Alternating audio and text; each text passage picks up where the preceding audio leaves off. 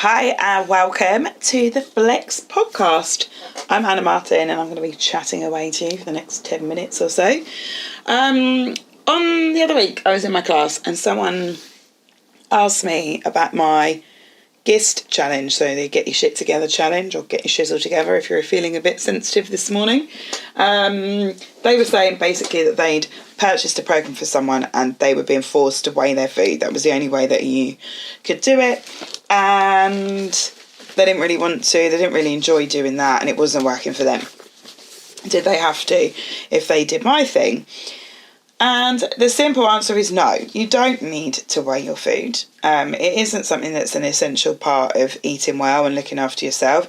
You can create balance in many other ways, and for a lot of people it is as simple as trying to balance the plate of food that's in front of you and just realistically see sometimes, for example, how much veg other people are eating. Because in your family it's always been like, for an example, there were mushrooms in the bolognese, so that'll do, sort of sitch. Whereas someone else might be having sides of greens or something.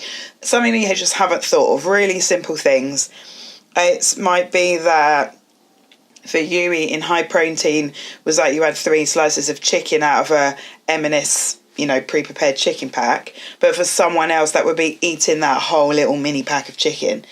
Sometimes it can literally be just trying to fiddle with some of the things that for you are very normal and very part of your life, and then just tweaking that a little bit so that we start to change the way that we see the quantities of food that we're eating. For some people it's like, I always put salad on the side, but then their fiber's coming in a bit low and they can tell digestively. So it would just be swapping some of that salad for things that have got more fibre in. So you can add to the salad to make it more fibrous, or include things like more green leafy veg and stuff in what you're eating, and whole grain carbohydrate and things like that.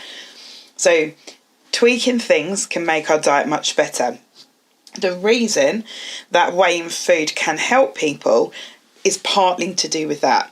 And I'm not talking about weighing red pepper, because that's just sad and ridiculous. We don't need to weigh any vegetables. That's, maybe a potato if you're like a fiend on the carbohydrates.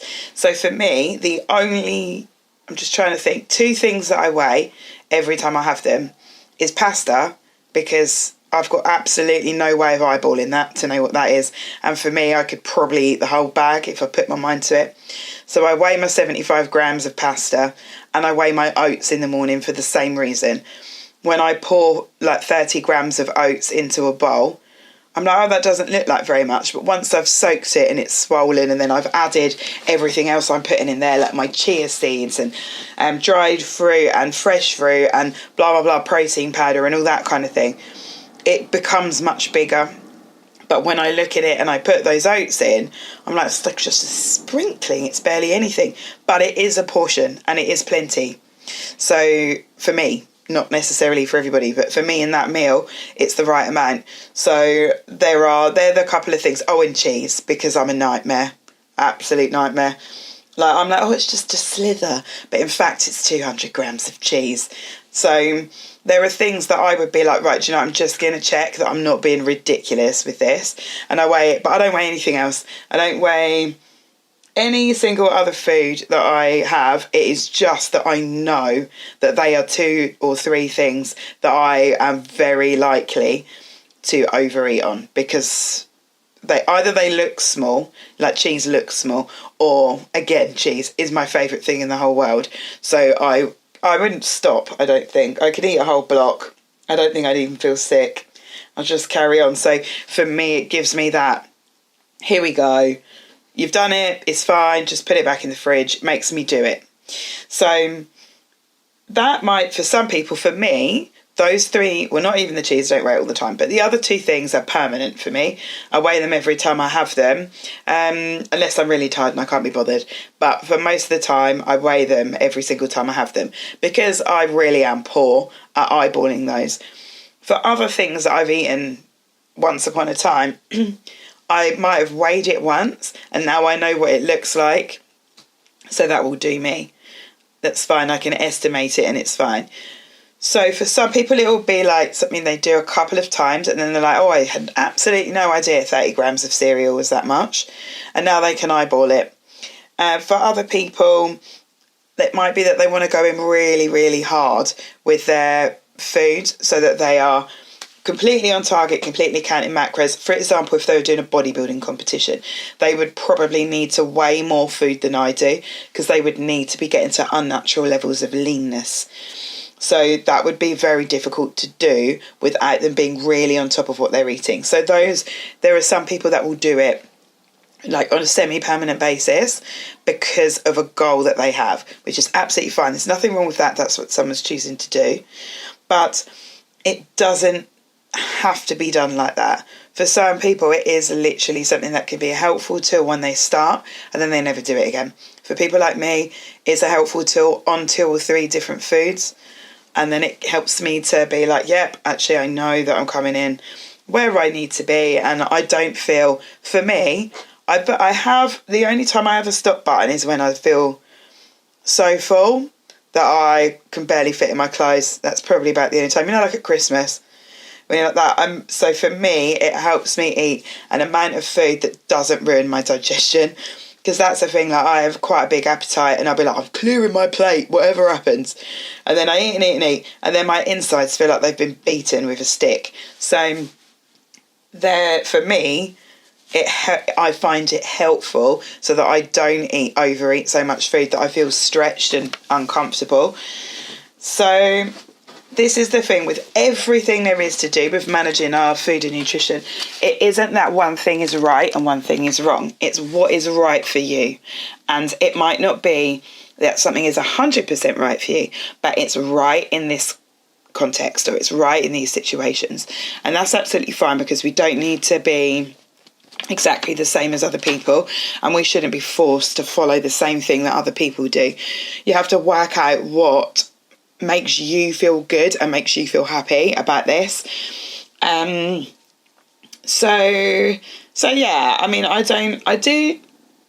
do track my food like Monday to Friday, because for me that's part of like how I manage my overall balance of food. On the weekends, like for example this weekend, I went out for lunch Saturday, I went out for dinner Saturday, I ate at my mum's Sunday night, at Marks and Spencer's lunch thing on Sunday.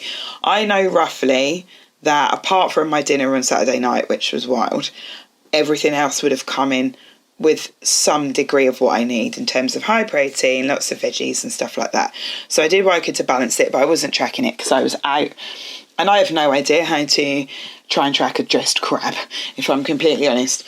So I don't track on the weekends, but in the week I do, because I like to be able to look and be like, I have eaten 7 portions of vegetables today, so I'm on it, my protein's come in, and my fibre is at the level that I need it to be, so that I know that I'm hitting the things that I want. That's what works for me. For other people, that is not what works for them. It doesn't make them feel very good to do that. They don't like tracking in an app. For me, I enjoy it because I'm a bit geeky and I like to fill in forms and spreadsheets and things like that. For other people, that's their worst nightmare. So for them, it would be about, have I got protein on my plate? Have I got a couple of portions of veg on here?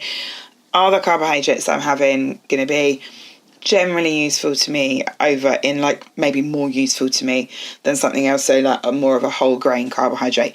Again, there's nothing wrong with eating sugary foods if you want them, but we're trying to eat things that potentially might benefit us more over the day.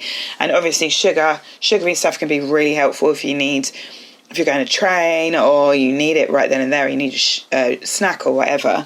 But in terms of our meal, we probably don't want, well, also this sounds horrible to me anyway, I don't want chicken with like a couple of portions of veg and a Mars bar. Like, to me that sounds rank. I'd rather have like really nice rice with a bit of great cheese on, or something like that, like, because I'm not a particularly sweet person. So it's about balancing the plate of food that you're having for, one, your personal taste, and also because obviously probably most of us want to eat as healthily as we can most of the time, so that then when we go and do stuff on the weekend, we know that we've hit most of the things that our body needs to feel great during the week. So eating whatever the hell we want on the weekend doesn't make that much difference, because we've given our body what it needs nutriently. So in terms of eating all your micronutrients, we're eating protein, we're eating fibre, we're eating a variety of different colours, so that we're trying to hit all the things that we need to look after the way that our body feels, processes stuff and functions. We want to eat things like oily fish, for example, so that all our body just has all of this magic inside of it that we need to feel good. So yeah, I feel like I've waffled a bit, but the answer is no, you don't need to track. And I especially don't think that anyone should be weighing their vegetables or anything like that. And for a lot of things as well, when you think nothing is 100% accurate, because every piece of food or whatever is different from the one before.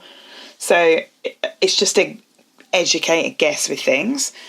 But especially for people like me who have quite a large appetite, I also really just like eating. I like the smell of it, I like the look of it, I like the process of eating. I could probably graze all day and still eat large meals. I just really enjoy everything about eating. So for me, it's very helpful because it makes sure that I'm looking after the inside of my body better. Partly because I can eat so much that it does make me feel a bit rank digestively. So you got to think, what makes me feel like I'm doing a good job, like I'm looking after my body, but also like I've got freedom. And for a lot of people, that won't be tracking food, and it will be doing things like, I'm going to have a snack of the thing I want, but I'm going to only have one, and then I know that I can have that one thing every day rather than have to track my food. That might be how they're like trying to cut down on eating too many sugary foods, for example, or too many kind of fast foods or whatever. You can do it in any way that works for you.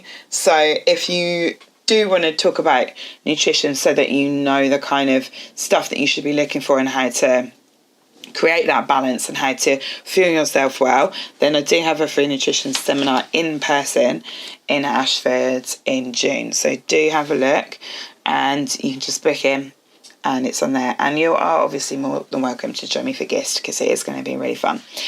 But never mind, I'm going to stop talking about that as well, and I will speak to you very soon. I hope that was helpful.